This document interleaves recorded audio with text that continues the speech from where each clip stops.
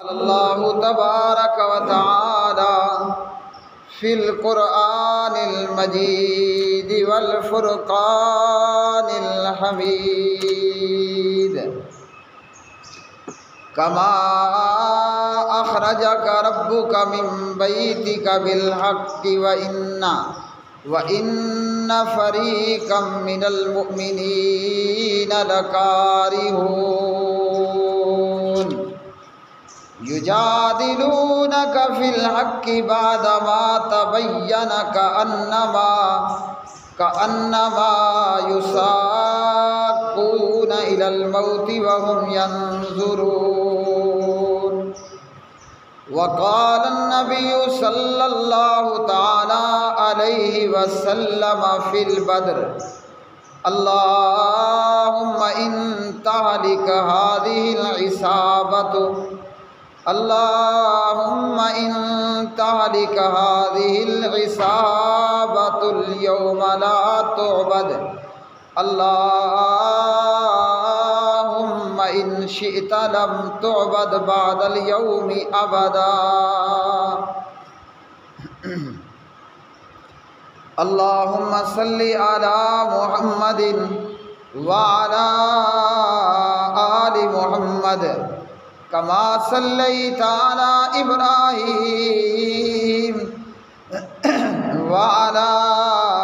آل إبراهيم إنك حميد مجيد اللهم بارك على محمد وعلى آل محمد كما باركت على إبراهيم وعلى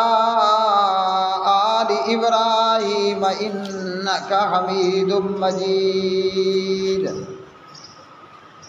رب اشرح لي صدري ويسر لي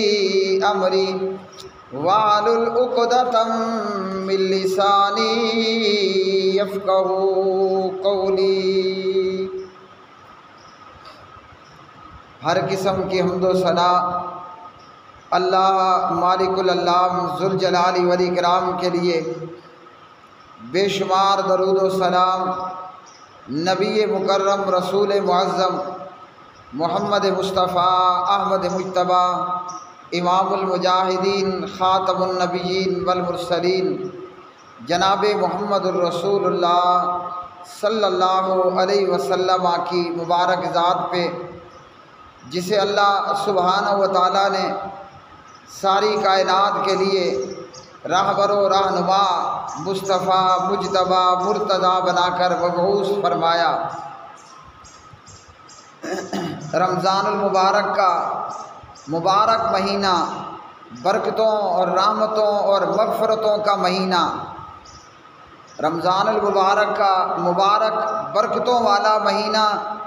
اور بخششوں والا مہینہ اور جہنم سے آزادی دلانے والا مہینہ، گناہوں کو ختم کرنے والا مہینہ، اور ایسا مہینہ کہ اس مہینے میں اللہ سبحانہ و تعالی دعائیں کرنے والوں کی دعاؤں کو اللہ پاک پروردگار قبول فرماتا ہے۔ اللہ سبحانہ و تعالی سے دعا ہے کہ رب کائنات ایمان اور اسلام پر زندگی گزارنے کی توفیق اور مدد عطا فرمائے، اور اسلام پر، ایمان پر، کلمہ توحید پر اللہ رب الرحمن ہمارا خاتمہ فرمائے۔ اللہ سبحانہ و تعالی ہمیں دنیا کے اندر بھی خیر و بھلائی عطا فرمائے، اور اللہ پاک پروردگار ہمیں قبر و آخرت کے اندر بھی خیر و بھلائی عطا فرمائے۔ جو فوت ہو گئے مومنین و مسلمین کی، مومنات و مسلمات کی، اللہ رب الرحمن مغفرت فرمائے، ان کی قبروں کو اللہ ان کی قبروں کو جنت کا باغیچہ بنائے، اور اللہ سبحانہ و تعالی ہمیں ان کے لیے دعائے استغفار کرنے کی توفیق عطا فرمائے۔ رمضان، قرآن اور جہاد، ان تینوں کا آپس میں گہرا تعلق ہے۔ رمضان، قرآن اور جہاد فی سبیل اللہ، ان تینوں کا آپس میں گہرا تعلق حضرات صحابہ کرام رضوان اللہ تعالی علیہم اجمعین رمضان کا روزہ بھی رکھتے، رات میں اللہ کا قرآن بھی پڑھتے اور جہادی چھاؤنیوں کے اندر اپنا وقت بھی گزارتے۔ جہاد فی سبیل اللہ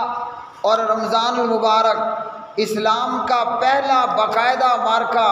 وہ 17 رمضان المبارک میں ہوا، غزوہ بدر۔ اور اسی طرح پیارے نبی صلی اللہ علیہ وسلم نے رمضان کے آخری عشرے کے اندر اعتکاف فرمایا، اور آپ علیہ الصلوۃ والسلام کے بعد آپ کی ازواج مطہرات رضوان اللہ تعالی علیہن اجمعین نے اعتکاف فرمایا، اور اللہ سبحانہ و تعالیٰ نے اور پیارے نبی علیہ الصلوۃ والسلام نے اعتکاف کرنے کی ترغیب فرمائی۔ رمضان المبارک کا مقدس مہینہ اور غزوہ بدر کے حوالے سے قرآن مجید فرقان حمید میں کئی آیات بینات، اور جہاد فی سبیل اللہ کے حوالے سے قرآن مجید فرقان حمید میں سینکڑوں اور ہزاروں آیات بینات۔ ہم سے روزہ رکھنا مشکل بنتا ہے، اور رمضان میں قرآن پڑھنا، پڑھانا یا سنانا مشکل بنتا ہے۔ اللہ کے پاک نبی علیہ الصلوۃ والسلام اور آپ کے صحابہ دن میں روزہ رکھتے، رات میں اللہ کا قرآن پڑھتے اور جہادی معسکروں کے اندر اپنا دن رات گزارا کرتے۔ غزوہ بدر کے حوالے سے اللہ رب الرحمن قرآن مجید فرقان حمید میں ارشاد فرماتے ہیں، کما اخرجک ربک من بیتک بالحق، کما اخرجک ربک من بیتک بالحق وان فریقا من المؤمنین لکارہون یجادلونک فی الحق بعدما تبین کأنما یساقون الی الموت وهم ینظرون۔ جیسا کہ تجھے تیرے رب نے تیرے گھر سے حق کے ساتھ نکالا، اور مومنین کا ایک گروہ، مومنین کی ایک جماعت اور ایک جتھا ناگوار سمجھ رہا تھا، وہ تجھ سے حق کے بارے میں اس کے واضح ہو چکنے کے بعد جھگڑ رہے تھے، گویا وہ آنکھوں دیکھتے موت کی طرف ہانکے جا رہے ہیں۔ غزوہ بدر پیارے نبی علیہ الصلوۃ والسلام اور آپ علیہ الصلوۃ والسلام کے جانثار صحابہ حضرات صحابہ کرام رضوان اللہ تعالی علیہم اجمعین کا کفار مکہ کے ساتھ اور قریش مکہ کے ساتھ باقاعدہ طور پر کوئی جنگ اور جہاد اور لڑائی کرنے کا ارادہ نہیں تھا۔ پیارے نبی علیہ الصلوۃ والسلام اپنے چند 100 صحابہ کرام رضوان اللہ تعالی علیہم اجمعین کو لے کر مدینہ پاک سے نکلے۔ اہل مکہ اور اہل قریش کے قافلے کو مال غنیمت کے طور پر اپنے پاس جمع کرنے کے لیے اور مال غنیمت سمجھ کر جناب نبی کریم علیہ الصلوۃ والسلام قریشیوں کے قافلے کے تعاقب میں نکلے۔ نبی پاک علیہ الصلوۃ والسلام کو یہ اطلاع ملی، اور آپ علیہ الصلوۃ والسلام کے جاسوسی نیٹ ورک نے پیارے نبی علیہ الصلوۃ والسلام کو یہ اطلاع دی کہ ابو سفیان جو اہل مکہ اور اہل قریش کی طرف سے سردار تھا اور اس قافلے کا سربراہ بھی تھا، پیارے نبی علیہ الصلوۃ والسلام کو یہ اطلاع ملتی ہے کہ اہل مکہ اور اہل قریش کا یہ بہت بڑا تجارتی قافلہ، جس قافلے کے اندر لاکھوں اور کروڑوں کا مال موجود تھا، تو پیارے نبی علیہ الصلوۃ والسلام اس قافلے کے تعاقب میں نکلے۔ لیکن ابو سفیان جو کہ اس وقت مسلمان نہیں ہوئے تھے، اپنا قافلہ بچا کر شام کی طرف نکل گئے، اور پیارے نبی علیہ الصلوۃ والسلام کے جاسوس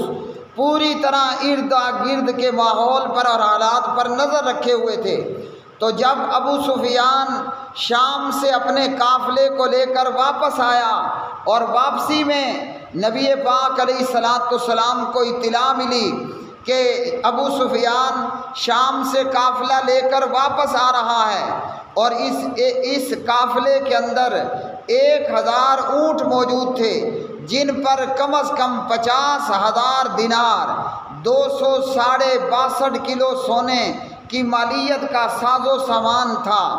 اور ابو سفیان کے ساتھ اس قافلے کی حفاظت کے لیے صرف اہل مکہ کی طرف سے وہ 40 لوگ تھے جو قافلے کی حفاظت پر مامور تھے۔ تو جب نبی کریم صلی اللہ علیہ وسلم کو یہ اطلاع ملی تو پیارے نبی علیہ الصلاۃ والسلام نے ابو سفیان کے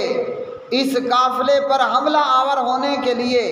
صحابہ کرام رضوان اللہ تعالی علیہ مجمعین کو نکلنے کے لیے کہا، لیکن چونکہ یہ باقاعدہ طور پر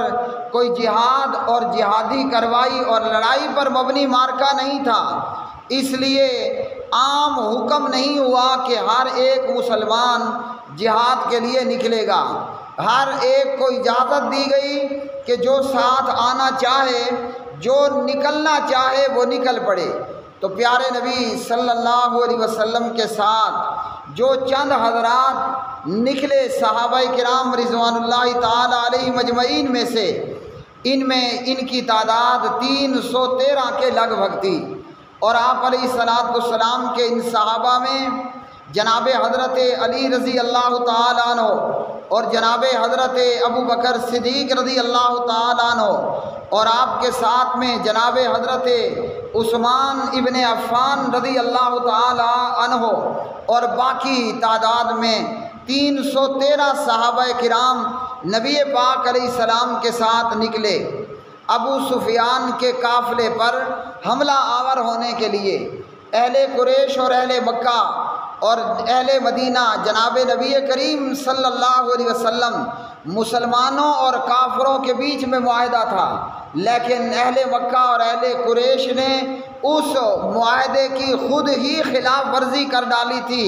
اور ان کے ایک حلیف نے مسلمانوں کے حلیف پر حملہ کیا،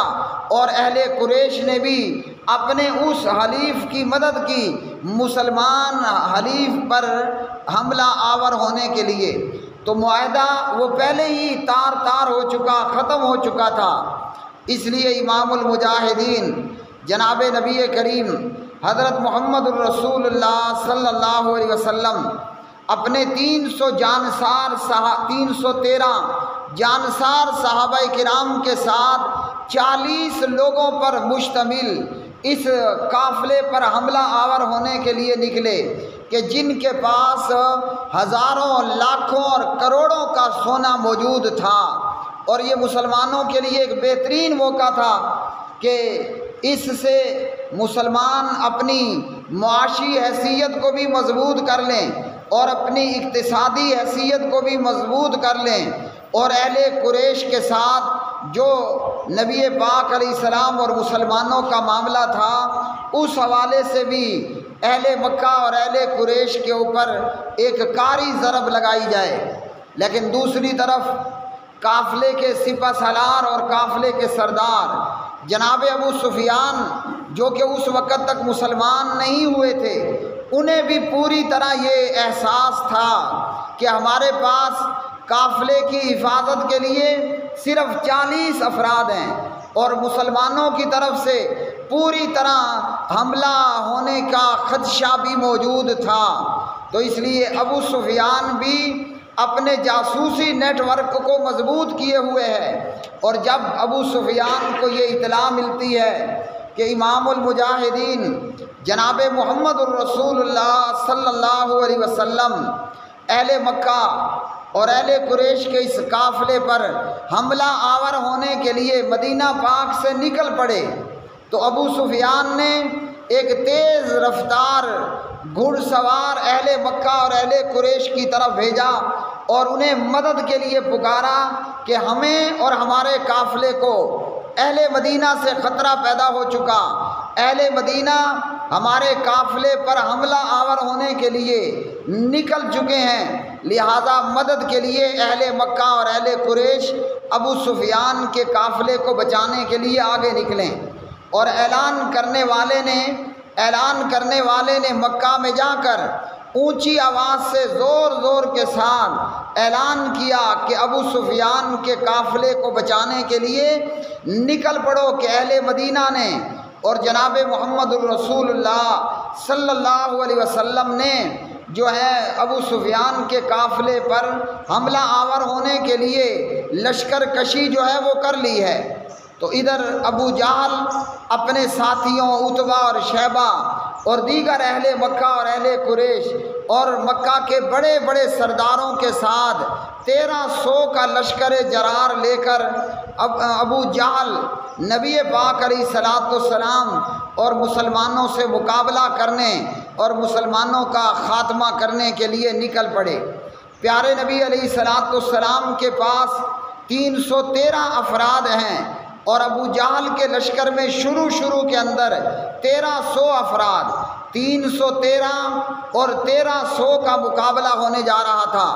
آگے چل کر بدر کے میدان میں ابو جہل کا لشکر اس کی تعداد 950 اور 1000 کے قریب رہی اور 300 آدمی اہل مکہ میں سے واپس مکہ کی طرف پلٹ گئے۔ تو پیارے نبی علیہ الصلوۃ والسلام کے بدری لشکر کے اندر 313 حضرات صحابہ کرام رضوان اللہ تعالی علیہ مجمعین ہیں اور اس پورے لشکر کے اندر صرف 2 گھوڑے ہیں اور اسی طرح 70 اونٹ ہیں اور ان میں سے ہر اونٹ پر 2 یا 3 آدمی بار بار سواری کرتے ہیں اور ایک اونٹ پر نبی پاک علیہ الصلوۃ والسلام باری باری سواری کر رہے ہیں اور آپ کے بعد جناب حضرت علی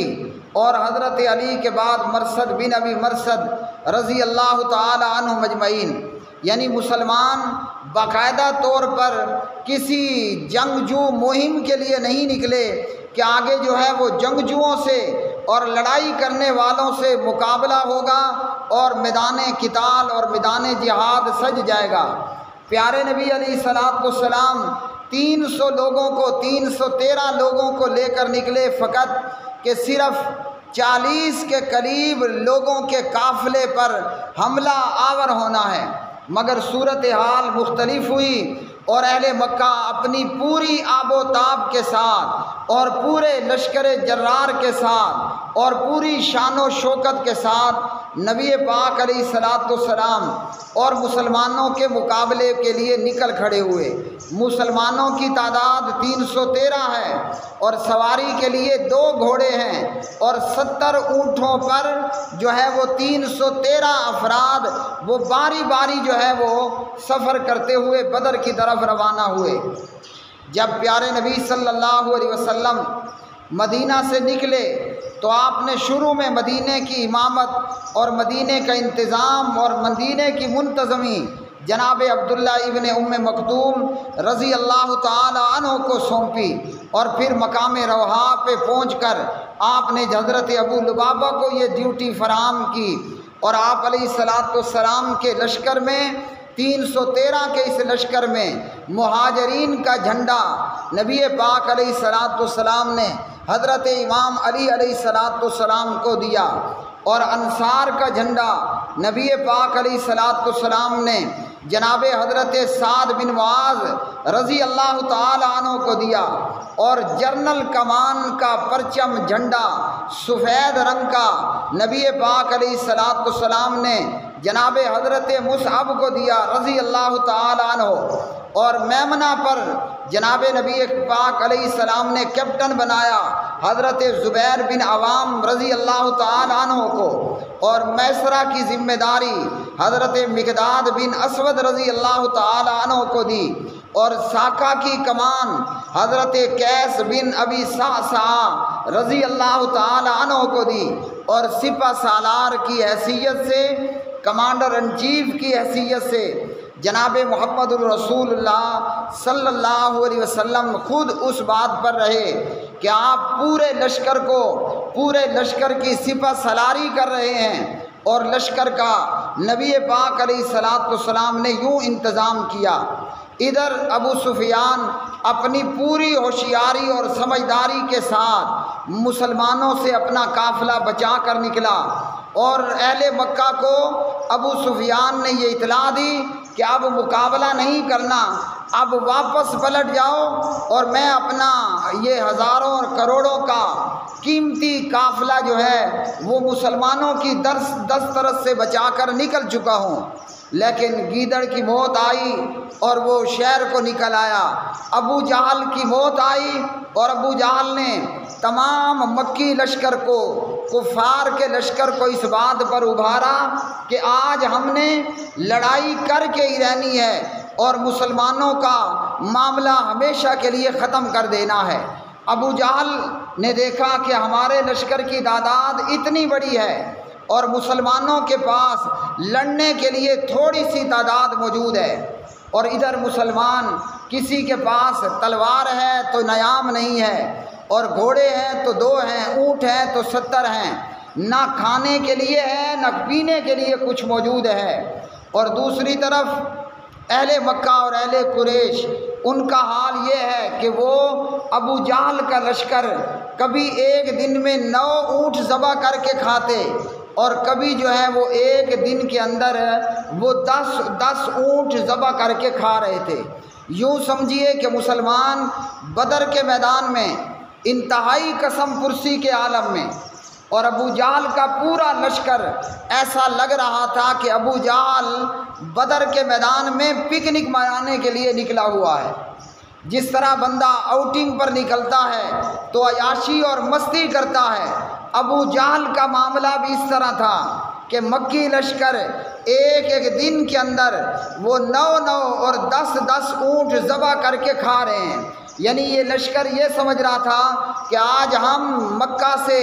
بدر میں پکنک اور آؤٹنگ کرنے آئے ہیں اور موج مستی کرنے آئے ہیں۔ اہل مکہ کے لشکر میں مشورہ دینے والوں نے ہر صورت مشورہ دیا کہ مسلمانوں سے جو ہے وہ مقابلہ کیے بغیر ہمیں واپس پلٹ جانا چاہیے، کیونکہ ابو سفیان اپنے لشکر کو بچا کے نکل پڑا ہے۔ لیکن ابو جہل، نبی پاک علیہ الصلوۃ والسلام نے فرمایا کہ یہ ابو جہل اس امت کا فرعون ہے۔ جیسے فرعون نے بنی اسرائیل کے اوپر ظلم و ستم کے پہاڑ توڑے، اسی طرح ابو جہل ملعون اور لعنتی نے بھی مسلمانوں کے اوپر جس قسم کی وہ دہشت گردی کا ارتکاب کر سکتا تھا ابو جہل نے کیا۔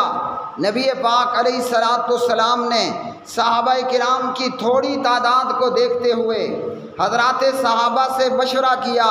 کہ کیا کریں، مقابلہ کریں یا واپس پلٹ جائیں۔ اور دوسری طرف ابو جہل کو مشورہ دینے والوں نے مشورہ دیا کہ لڑائی کی بجائے واپس مکہ کی طرف جو ہے پلٹ جایا جائے۔ ابو جہل نے کہا کہ یا تو آج ہم مسلمانوں کو مار کر ان کا خاتمہ کر دیں گے، یا یہاں پر بدر میں پوری طرح ایک جشن کا ماحول بنا کر آئندہ سالوں سال اور نسل در نسل تک اسلام پر، مسلمانوں پر اور جناب محمد الرسول اللہ صلی اللہ علیہ وسلم پر کفر کی دھاک بٹھا دیں گے، کفر کا رعب اور دبدبہ بٹھا دیں گے۔ تو پیارے نبی صلی اللہ علیہ وسلم نے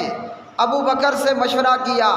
جناب ابو بکر رضی اللہ تعالی عنہ نے نہایت عمدہ اور اچھی بات کہی۔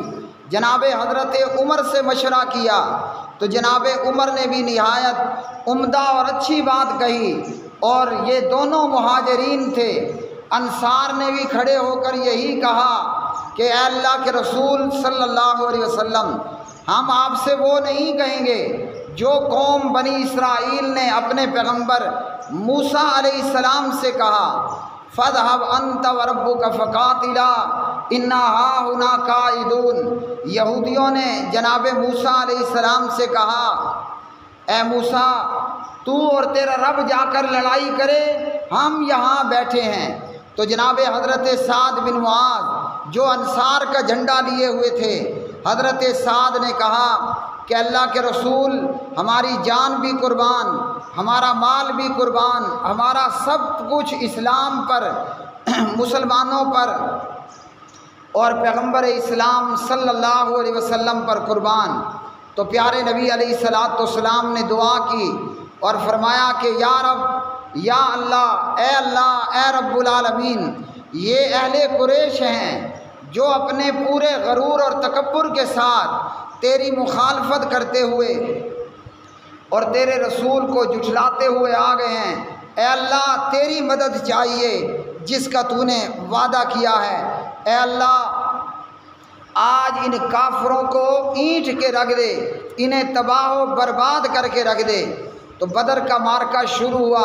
اور اس پہلے مارکے کے اندر کافروں کی طرف سے اسود بن عبد الاسد باہر آیا، اور جناب حضرت حمزہ بن عبد المطلب رضی اللہ تعالی عنہ کے ہاتھوں یہ کافر مردار ہوا اور قتل ہوا، اور پھر باقاعدہ جنگ شروع ہوئی۔ ادھر مسلمان لڑ رہے ہیں اور ادھر نبی پاک علیہ السلام اللہ سبحانہ و تعالیٰ کی بارگاہ میں دعا گو ہیں کہ اے اللہ اگر یہ آج 313 ہلاک ہو گئے تو تیری عبادت نہ کی جائے گی۔ اے اللہ اگر تو چاہے تو آج کے بعد تیری عبادت کبھی نہ کی جائے۔ یعنی نبی پاک علیہ السلام نے دعا کی کہ اے اللہ ان 313 کی مدد فرما، اور اللہ نے ایسے مدد فرمائی کہ جناب جبریل آسمانوں سے آئے اور اللہ کے رسول اور مسلمانوں کی مدد کے لیے جو اللہ سبحانہ و تعالیٰ نے فرشتے آسمان سے اتارے، اور یوں بدر کے اس مارکے میں کم تعداد کے باوجود اللہ نے اسلام اور مسلمانوں کو فتح اور کامیابی عطا فرمائی۔